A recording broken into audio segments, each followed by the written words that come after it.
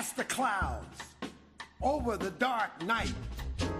She reached up to the sky of stars and caught the red-hot light of the North Star.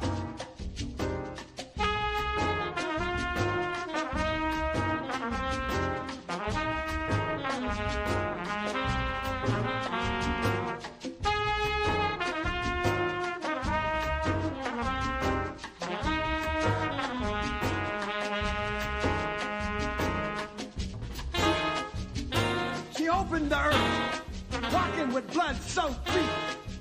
She challenged the whip, the gun, the knife. She challenged the fire, pulled from the bodies of slaves.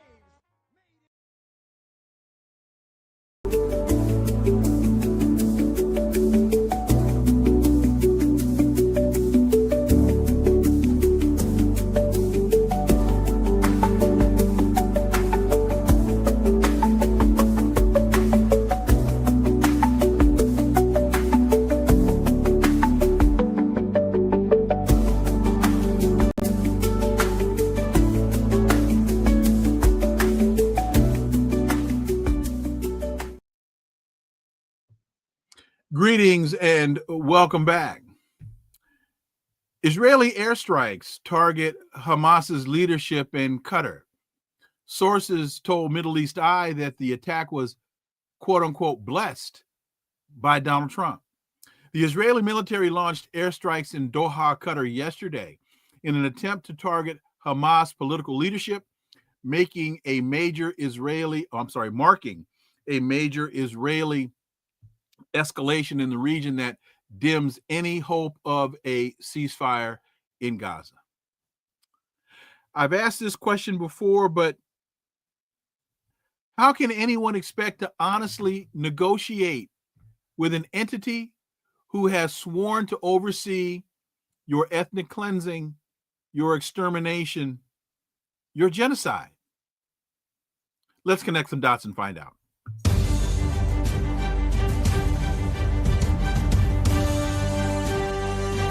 Connecting the Dots with Dr. Wilmer Leon, where the analysis of politics, culture, and history converge. Welcome to the Connecting the Dots podcast with Dr. Wilmer Leon, and I am Wilmer Leon. With each show, my guests and I provide insight and analysis into current events and the broader historical context in which most of these events take place. I'm going to forego the look at some of today's headlines and get right to my guest. On today's episode, the issue before us is, once again, they talk negotiation and they negotiate with airstrikes. My guest is an award-winning journalist and analyst based in Beirut, Lebanon. He's the founder of Free Palestine TV, which you can find at freepalestine.video. Laith Marouf, as always, Laith, welcome back. It's great to be with you, Wilmer. Thank you for having me. So, according to Israeli media, warplanes dropped more than 10 bombs on a residential building where Israel believed Hamas leaders were gathering, an area of Doha near schools and embassies, a residential area. Qatar has hosted this Hamas office since 2012. So, tell us, Laith, what happened yesterday and how is this being reported in the region?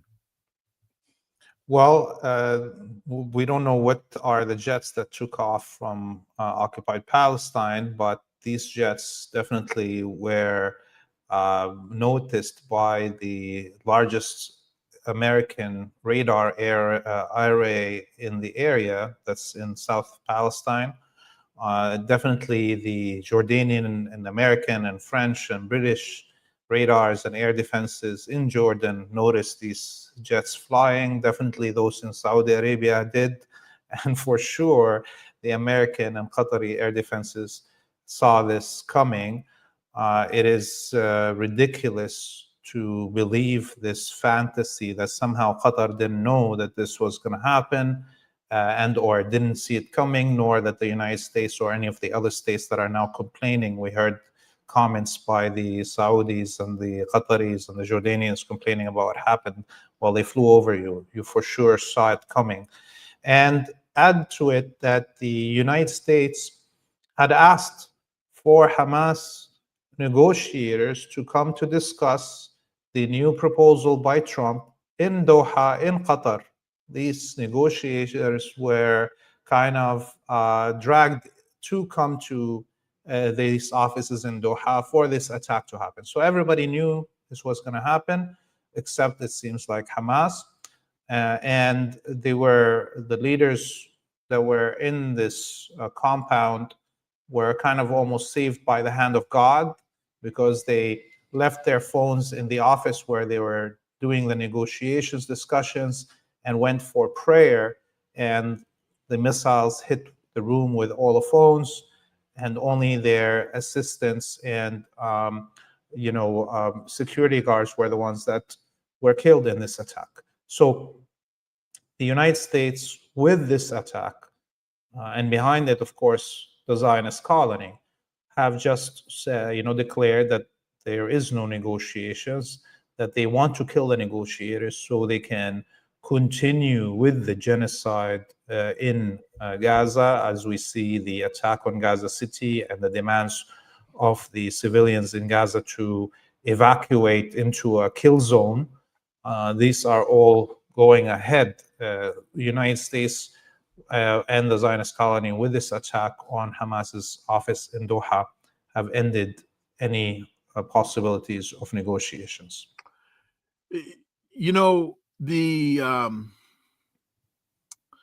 This reminds me eerily about the dot that I connect here is the assassination of General Qasem Soleimani. Trump and the crew told us that he was planning imminent attacks, their language, on U.S. interests, when in fact he was out on a peace mission, trying to bring about, I think, some rapprochement between the Saudis and Iran, and that he was lured to his death in a similar manner. Any thoughts on my making that connection? Yeah, and definitely this is the same tactic, and maybe some actors in the region thought that it was a one-off, that the United States lures in the peace negotiator to kill, as happened with General Soleimani of Iran, with the Iraqis calling him to come in to negotiate as you said, detente with the Saudi kingdom. Well, now we see that this is a pattern, that the United States, when it doesn't like the negotiator that is dealing with, that it will kill to try to find some other negotiator that will be willing to give it the concessions that it requested. But in the case of Hamas, as we saw over the last 23 months, is that the US and the Zionists are killing all the leadership. Mm-hmm. They have no interest in actually finding somebody within the structures of Hamas that is willing to give them the concessions that they need or they demand. What their real objective is to kill everybody in Palestine, in Gaza, and as we see, it's expanding to the West Bank over the last few weeks in a very intensive way, the ethnic cleansing campaigns. So really, this was the last, I think, theatrical behavior of the U.S. about this negotiations of a ceasefire. They're not going to come back to that again, because now they've ended that discussion. In fact, people need to really understand and appreciate that there are two factions of Hamas. There's the political faction and there's the military faction.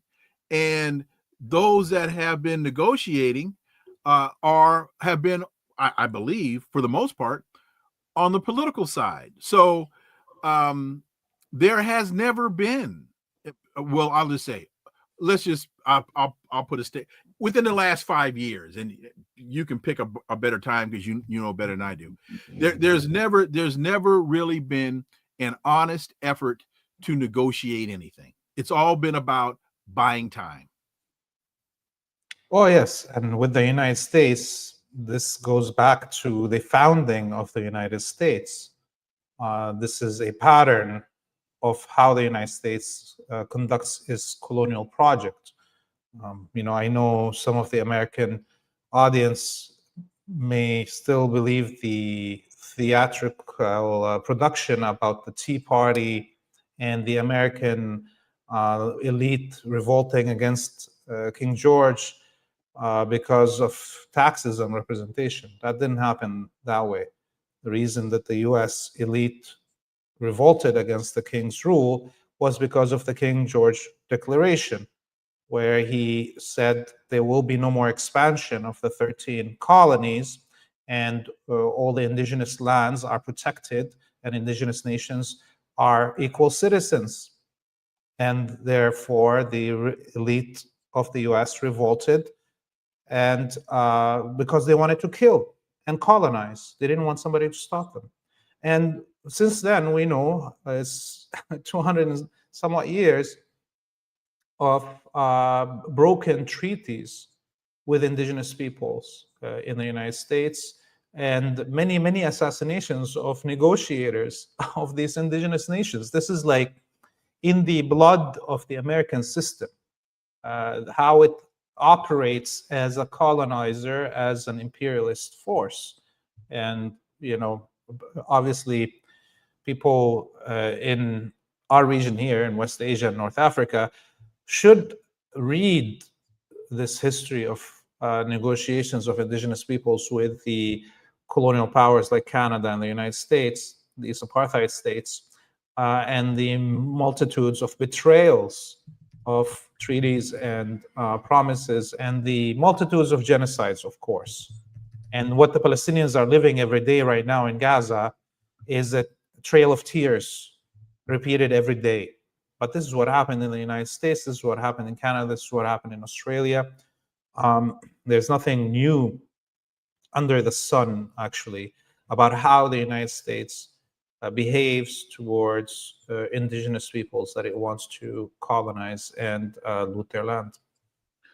And just as another historic data point, it was also the Somerset case in Britain in 1772, I think, where Britain outlawed the importation of slaves to its colonies, and the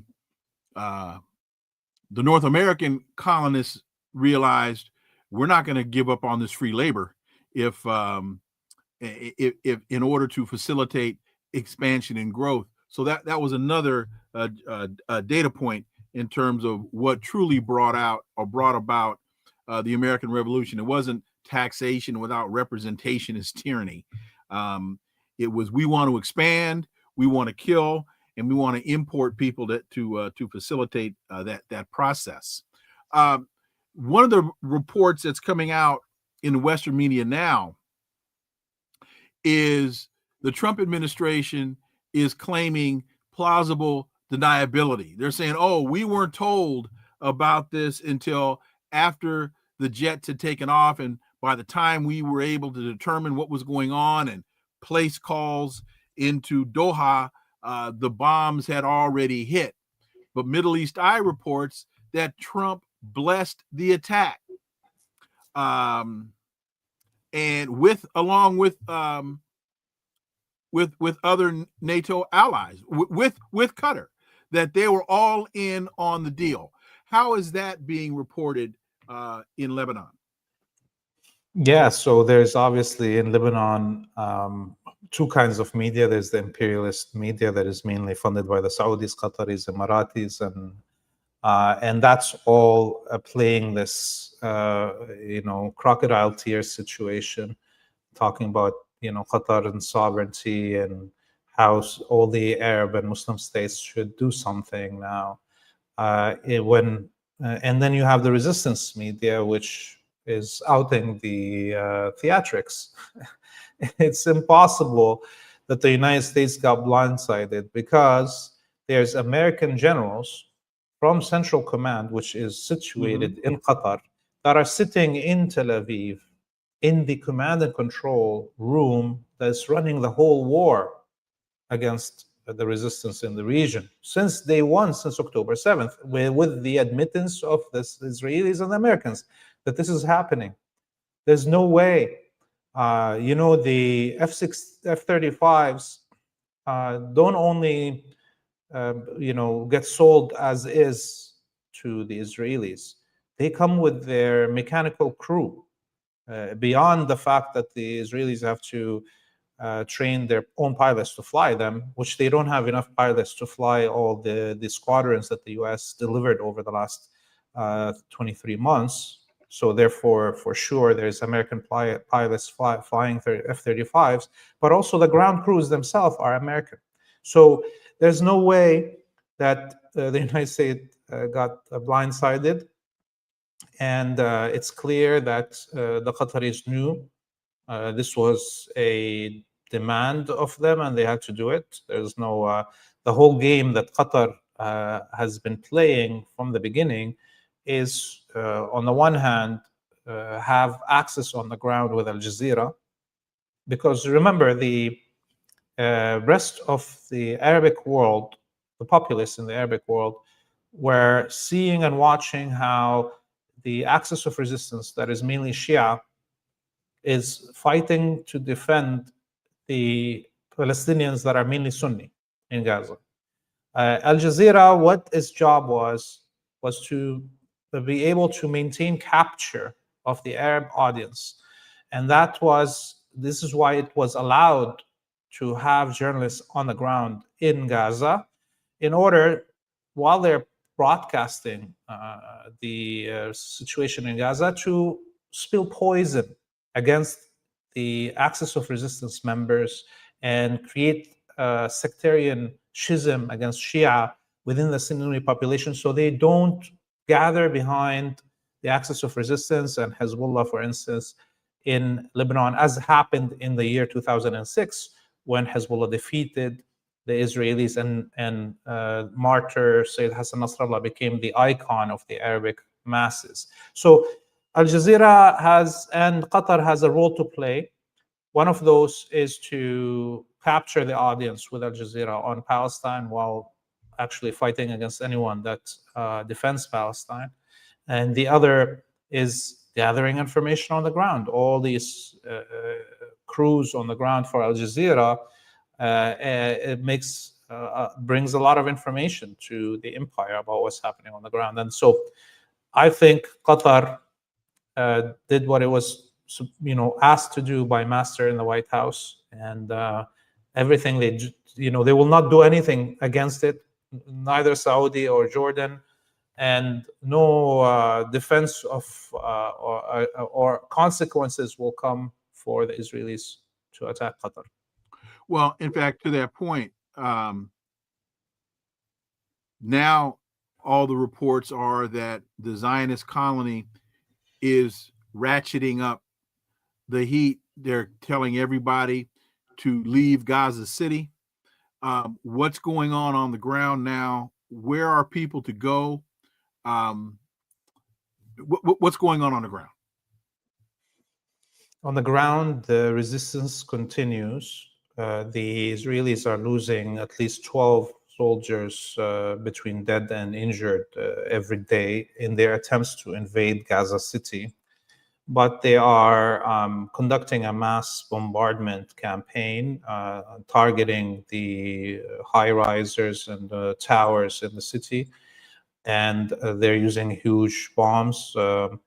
And they are demanding that the million people inside Gaza City just march into the killing fields south of the city, where anyways the Israeli military is stationed and is bombarding anyone that gets close. So it's a slaughterhouse.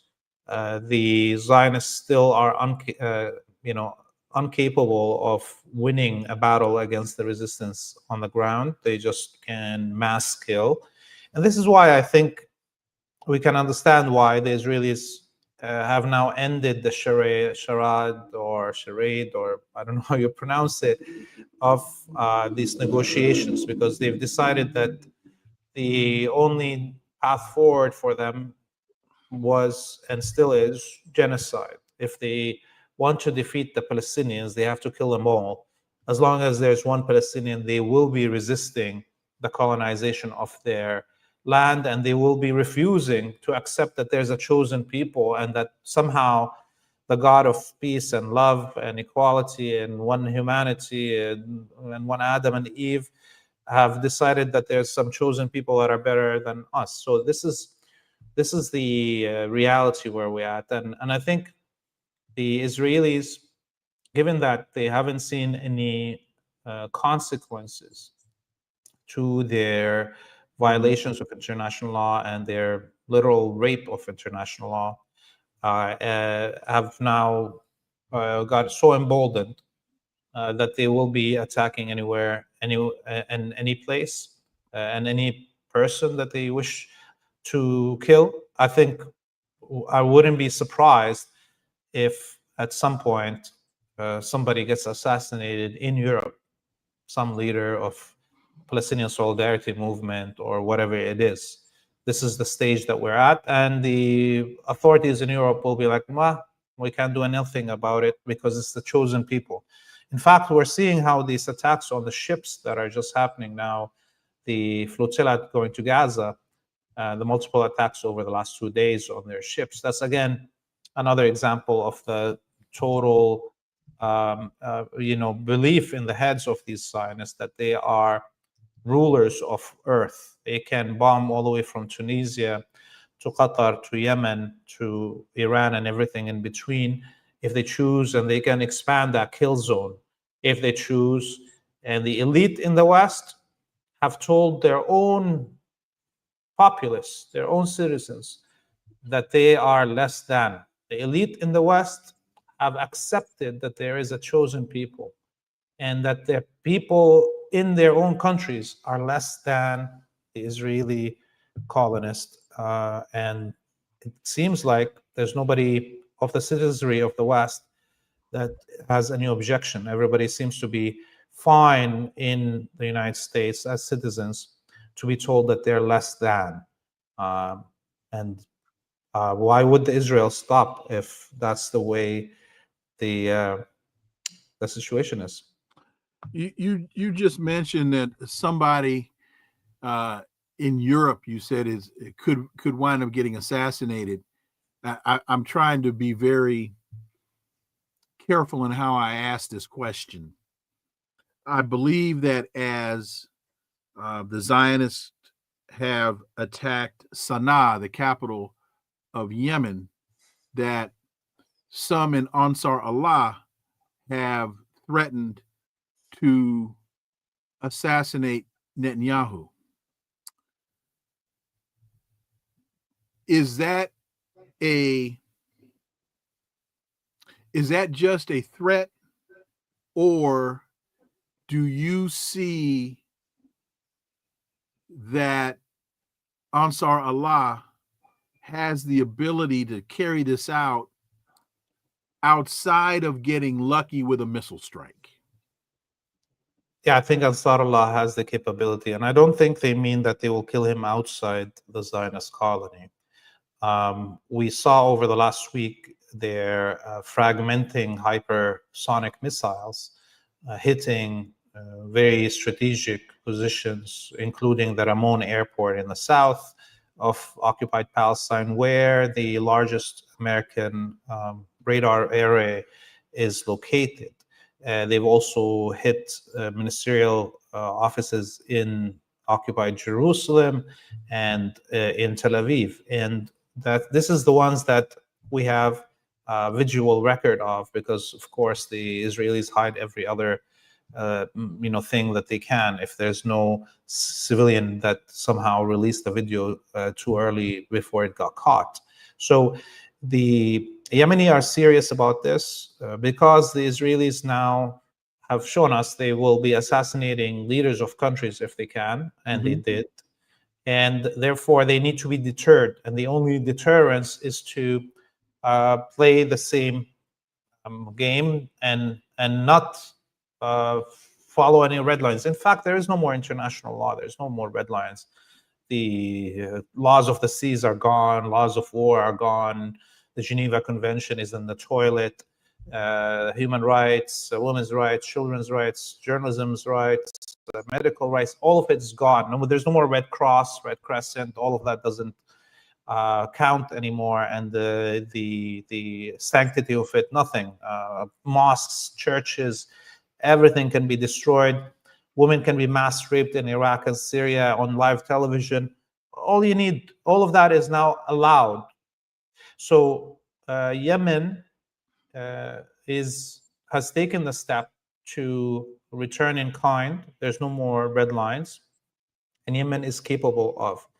What I was talking about is that I think the Zionists are so brazen now that they think they will be able to kill people inside Western societies as Zionists. I don't think the axis of resistance will want to take military action inside Western societies. Oh, no, I understood that. Go ahead. I understood. Go ahead. Finish your thought, but I did understand that point. Go ahead.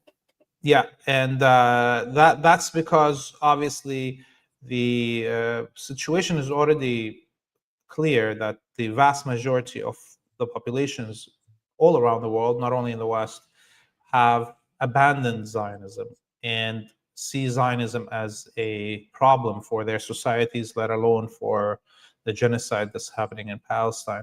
And there's no going back from there. The issue is, will the populace in the West take radical action to liberate their own governments from the capture of the Zionists?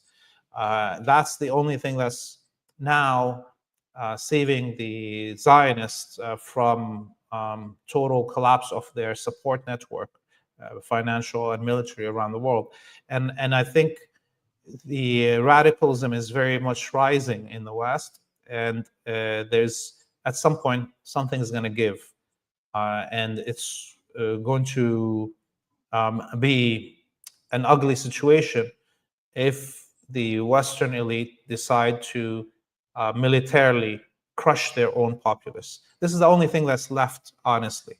If we see what's happening in the streets of London with the thousands of arrested retirees over their last weekend because of them carrying placards saying, I'm against genocide and I support Palestine action, it's getting to a point where we will see that. And I think the populace is going to have to do something if they don't want to be next after the people in Gaza. Yeah, I understood your point, and you were talking about assassinations just brought on the law. Interesting, death national law. And just today in class, I made that very statement to my kids, that with the bombing of a boat in the Caribbean Sea, claiming the individuals on the boat to be drug traffickers, but how do you know if you can't take them to court and find out? With genocide in Gaza, with the attack in Qatar, I listed a number of the things that you just did, and I said, basically what I'm teaching you now is really theoretical, because in the practical applications of all of this, there's no entity that is capable of enforcing. Benjamin Netanyahu is engaged in genocide with total impunity. In fact, J.D. Vance, the American vice president, said, we don't care about war crimes. He made that public statement. We don't care about war crimes. Well, once you, and that was in response to someone asking him, well, wasn't your sinking of the boat in the Caribbean Sea, isn't that a war crime? He said, we don't care. Well, now, Laith, all bets are off. And to J.D. Vance, I'd have to say, partner, be careful what you pray for. Oh yes, and obviously, the first lesson of international law that I'm sure you're telling your students is that international law is de facto, not de jure. Much of it is just about, somebody forcing it, enforcing it by power, and or people agreeing to it. There's not much courts that are educating cases between states in the international courts.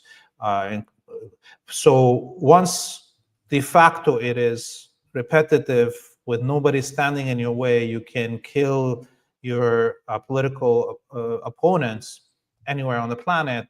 And once it's de facto that Israel can bomb any ship it wants to anywhere it can, and kill any children and destroy homes and mass expulsions and so forth. And there's nothing in court, but also nothing on fact enforced to stop them. Then this is international law. Today, international law is by fact, de facto, if you have the power, you can rape, pillage, destroy, occupy, and genocide, if you have the power to do so. And I think J.D. Vance saying what he said, it's all part of the strategy, as we see, of reinvigorating colonial supremacist ideas in the West and in the Zionist colony. This, this whole talk about men and men and men, it's all about rebirthing a new American that will be ready to kill and pillage and rape live on television, not only do it behind the closed doors or in CIA format. No, they want to do it out in the open, and they are re-inflaming these feelings of supremacy. And part of it is because the social contract in colonial states has always been between the state and a citizen. A colonial state, the social contract is providing them the right to do so, to enrich themselves by going and colonizing somebody else and looting their resources. And the American public was forgetting that, was thinking that there is such a thing as an American dream. And now they're being awakened to, if you want to maintain your privilege as an American, you have to participate in the genocide of others and the looting of their resources. One more point about this invasion, escalation in Gaza, and that is, and you made this point, but I wanted you, if you would, just to expand on it just a little bit. And that is, the Palestinians have been told to go, I think, to southern Gaza, and to your point, they're being directed to go into the killing zone, and they're refusing to go. So many of them are refusing to go because this is what, the 10th, the 11th displacement in the last, 6 months to a year. And so it's gotten to the point of, well, we just can't move anymore. So does that mean that they stay in place and they become sitting targets as opposed to heading to the south and are moving targets? Yeah, I think those who have still some power in their body, younger men mainly, are trying to escape, but they are being shot as they are trying to leave. Most people have given in to their fates. And as we watch these images of these buildings being blown up, and if you watch them on slow motion, you can see the bodies of Palestinians in the tents around these buildings, in the streets, being thrown up in the air hundreds of meters. So it's a mass killing field, whether it's inside Gaza City or outside. The starvation is real. There's the famine is killing scores of people every day, mainly the young and the old. And this is just going to get worse from this point. Militarily speaking, the Zionists haven't been able to achieve anything beyond this mass killing, mass destruction, which clearly is their objective. There's no other way to draw conclusions from what we saw over the last 23 months, but that the actual military strategy of the Zionists is the genocide, is the mass destruction and the mass expulsions of the Palestinians. And they're continuing. But will they be able to succeed? How long? Will they be able to maintain this genocide? I think the Palestinians will fight till the last man, woman, and child. Mm-hmm. Okay. And this means this is not going to be over anytime soon. And the question is, will the West and the turmoil in the West be able to change things over the next few months? Because I think it's coming to a head. There's no third way. I think there will be violence in the streets of the West very soon. And once that happens, can the West fight a rebellion inside its own territories on the issue of genocide, and at the same time maintain the supply of this Zionist colony? I doubt that. You just mentioned that the Palestinians will fight till the end, to the last man, woman, and child. As we look at what took place, I think it was 2 days ago in was it in Jerusalem with the attack on the bus? Can one expect to see an escalation of this more guerrilla type activity because and random acts? Because I would think, for as tenuous as the situation is for Netanyahu right now, it's that random act that will instill more fear into the hearts and minds of those settlers and make life even more unsettling for Netanyahu's continued mantra is, I'm the one that can keep you safe. And as that lack of safety, or as that safety starts to dissolve or continues to dissolve, because it's been dissolving for quite a while. Okay, you get my point. Yeah, there's two things there. On the one hand, clearly the situation in the West Bank is getting really bad.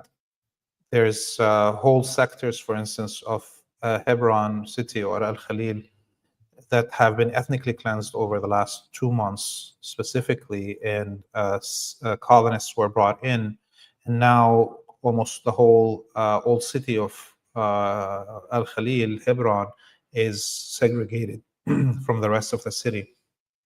Same time, there's multiple villages that were totally ethnically cleansed around Nablus and around Ramallah, and tens of thousands now, we're talking about olive trees that have been destroyed by the colonists over just the last month. And this is repeating every day. Villages attacked, depopulated, their crops destroyed. And so there's the largest internally displaced population in the West Bank since the 1967 war right now. The total destruction almost of all the refugee camps in Jenin, Tul Karim, Beit Lahem, Nablus, and what have you. So these random attacks are going to increase, actually, because add to it the murder of much of the leadership of the resistance in the West Bank with the help of the Palestinian Authority over the last 23 months. So now things are much loose. There's very little, top-down decisions that are being made. And these two youth that conducted this attack, one of them machined his own gun. It's what we call it a Carlo here. It's really a homemade machine gun, and it's all machined at home. So that shows you how random it is, how individual it is. And it's hard to, as you said, control such events. Now, I doubt that any of these events will actually weaken Zionist control of the Jewish people, period. In fact, there's this Chinese professor, who I forgot his name right now, who is arguing, and I think I agree with him, that the Zionists are deliberately conducting genocide in the open. That Zionists are deliberately violating every norm of human, civilization, period, openly. And that is because they want the whole world to hate them in order to make the life of Jews, as a result, anywhere on this planet, to be hard and hated anywhere they go, and therefore pushing them towards Israel to become part of the colonial process, the ones that are not already involved in it, and to fulfill their Armageddonist belief that the end of the world will come with a war between the Jews and the rest of humanity, which they will enslave the rest of humanity in this war. So he believes that the Zionist fanatics that are in charge right now of Israel and the Zionist organization around the world are literally doing this on purpose. They want everyone to hate them. And this is becoming the reality. Otherwise, it just doesn't make sense for, if we think of it in any logical manner, why would somebody conduct a genocide in the open in such ways, knowing that it's going to lead, for instance, to hate to Jewish institutions somewhere on the planet, except if they're doing it on purpose for that outcome? There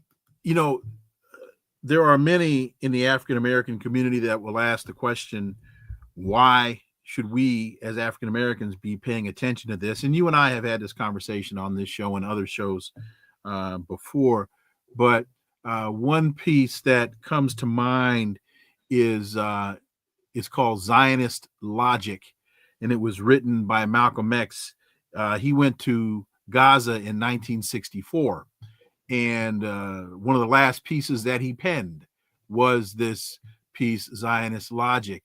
And, to the point you just made, he says, if the Israeli Zionists believe their present occupation of Arab Palestine is the fulfillment of predictions made by their Jewish prophets, then they also religiously believe that Israel must fulfill its quote unquote divine mission to rule all over all other nations with rods of iron, which only means a different form of iron-like rule, more firmly entrenched even than that of the former European colonial powers.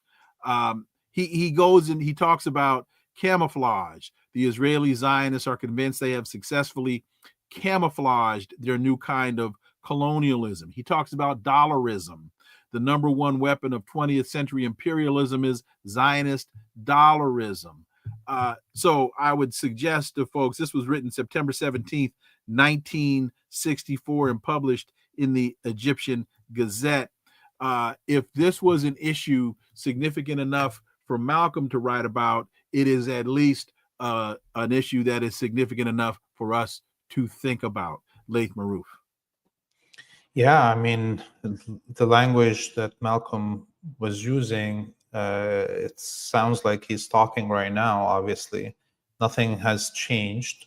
And he would have been called anti-Jewish, and must have been called anti-Jewish, and he was called anti-Jewish when he was alive and defending the Palestinian people and Muslim people in the United States in general. So, it's true. It's clear that the Zionists have now captured the actual old colonial capitals. You know, there's a big debate that went on within the Palestinian resistance movement for decades about, is Zionism just a tool of imperialism, or does Zionism control, right? And for most of that history, you could have that debate. That yes, Zionism is just a tool of imperialism. There was clear differentiation from what Paris wanted, or what London wanted, and what Tel Aviv wanted, or what Washington wanted in various times over the last 75 years.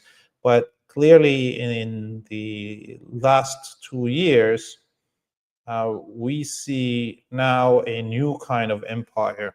And the crucial gathering point of this new imperial rule, this new white identity that somehow now includes Jewishness. It didn't include it during World War II, but now it does. It actually, this new imperial identity says the top of the pyramid is Jewish supremacy. And white supremacists should emulate Jewish supremacists. Okay, this is why we see the fascists in the United States, or in the UK, or in France, or in Germany carrying Israeli flags with them whenever they're out in the streets. So the Zionists have now, and this doesn't mean only Jewish Zionists, obviously, but includes the Christian Zionists, have controlled every aspect of power structures in the West. And this is what's gathering them together. And the genocide that we see in Palestine is the the most clear example of this new imperial order and new imperialist identity. Our brothers and sisters in Africa and in Asia have known those who fought against colonialism in the 19th century, all of them, and those also in the United States. All of them have recognized that Palestine is a crucial issue for all of humanity. From the day one of the attempt to create this Zionist colony, that if someone is allowed on this planet to ethnically cleanse a whole nation and build a supremacist state under the claim that this is God's will, and if the rest of humanity allows that to happen, then we are all next. This is for everyone and everybody. If Zionism is allowed to exist, and if any state on this planet accepts the existence of Zionism and the Zionist colony, that is an admittance that that state and its elite have accepted that they are less than, that they have lifted their hand and said, yes, there's a chosen people and we are not them. Somebody else is, and we are less. My brother, Laith Marouf, thank you, as always. And I think that, I know we're going to end it a little early, but I think you put the pin in it right there. So be safe. Thank you. And look forward to talking to you soon. Thank you, Wilmer. See you soon. Have a nice night. Folks, so really quickly, what do y'all think? Anybody out there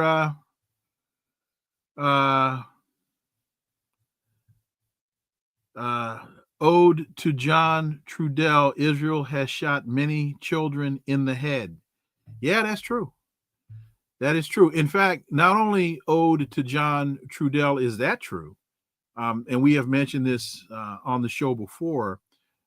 You will see the largest generation of amputees coming out of that region because their snipers are shooting children in the limbs. They're shooting them in the shoulder, shooting them in the elbow, shooting them in the hips and the knees.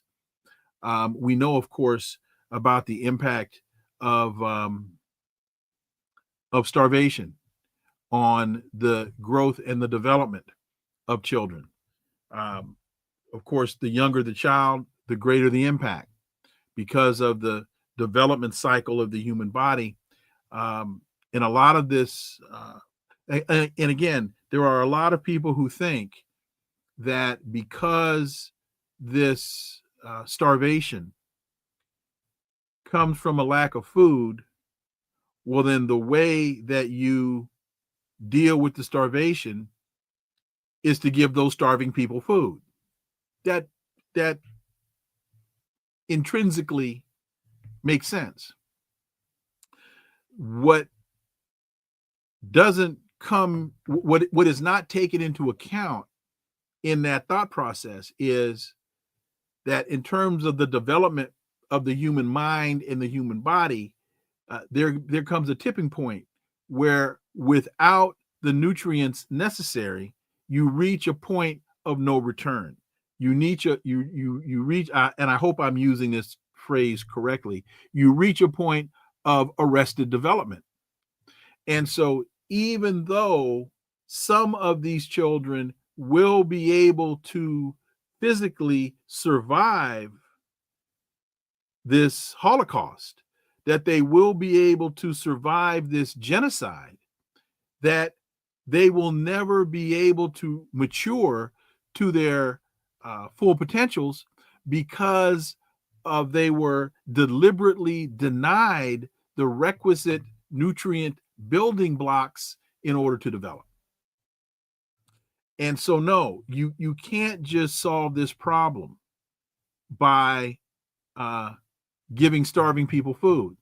In fact, there are many now who, if you give them food but don't provide it in the proper manner, giving them food will kill them.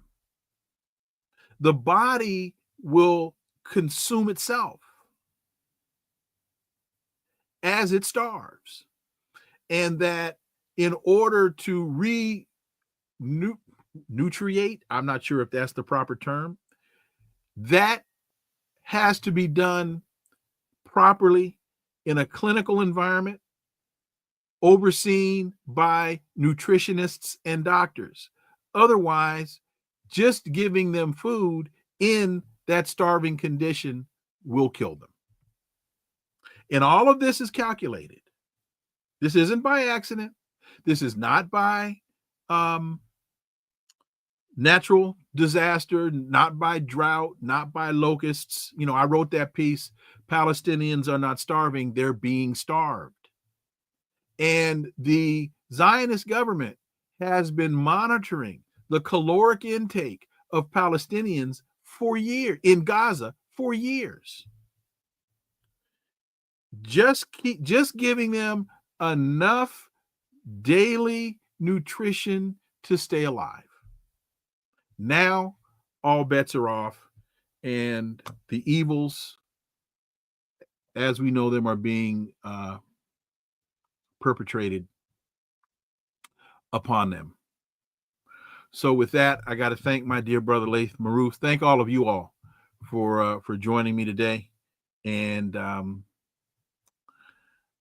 thank you for listening to the Connecting the Dots podcast with me, Dr. Wilmer Leon. New episode tomorrow.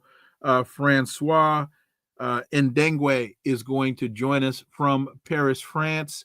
As you all know, the French government, the prime minister, they called for a snap vote and lost that vote. And now the French government, I think for the sixth time within like a year and a half, they have a new prime minister, and the government of France is in peril. And if the government of France is in peril, then that jeopardizes the status of the European Union. And then the question then becomes, how does that portend for American politics? And Francois Ndengwe will join us tomorrow from Paris. He's been following this very, very, very closely. So he will join us tomorrow to discuss this. Please follow, subscribe, leave a review, share the show.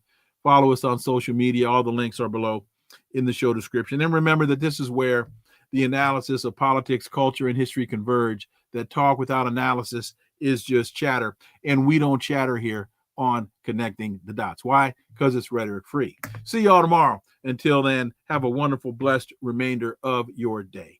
I am Dr. Wilmer Leon. Peace. I'm out.